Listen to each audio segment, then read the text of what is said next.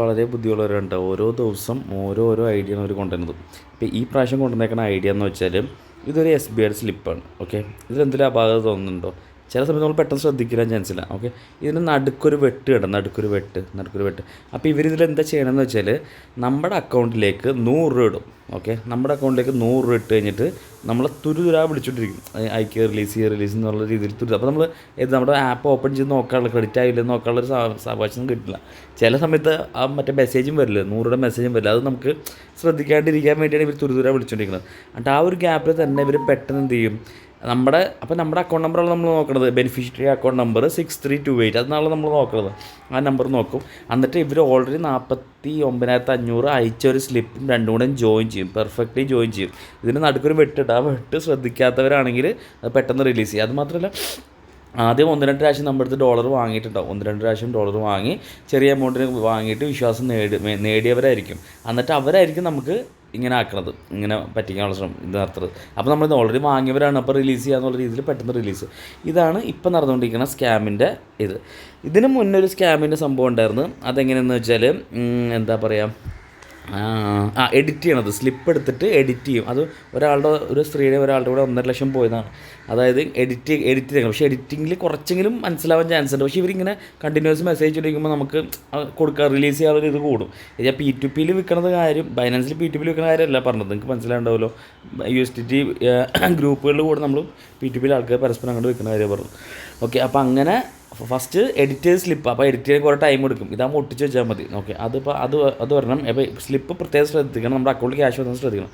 അപ്പോൾ എഡിറ്റിംഗ് വരണം ഈ രണ്ടാമത്തെ ഇത്.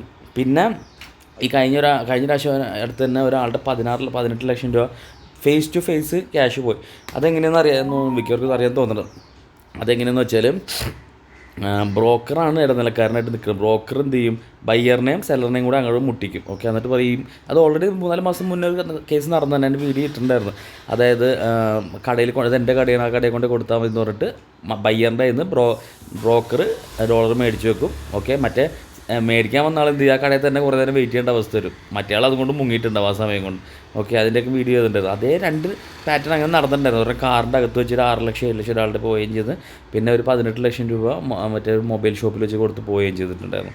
ഓക്കെ, അതേപോലെ തന്നെ പാറ്റേൺ ഈ കഴിഞ്ഞ ദിവസം നടന്നിട്ടുണ്ടായിരുന്നു. കഴിഞ്ഞ ദിവസം 16 ലക്ഷം രൂപ കണ്ടും ഇതേപോലെ നടന്നിട്ടുണ്ട്.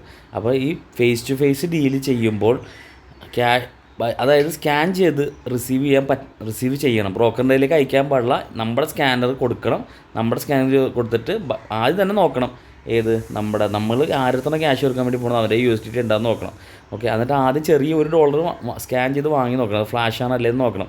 ഫ്ലാഷ് ആണല്ലേന്ന് നോക്കണം. എങ്ങനെയാണെന്ന് വെച്ചാൽ അറിയാമല്ലോ, ഫ്ലാഷ് അല്ല നോക്കുന്നത് ബ്ലോക്ക് ചെയിനിൽ പോയി നോക്കണം. അത് പ്രോസസ്സിംഗ് ആണോ സക്സസ്ഫുൾ ആണോ എന്ന് നോക്കണം. ആദ്യം $1 വാങ്ങി നോക്കണം. $1 കാശ് കൊടുത്തിട്ട് അത് നോക്കിയിട്ട് ഓക്കെ ആണെങ്കിൽ മാത്രം അവൻ്റെ കയ്യിൽ വേണം.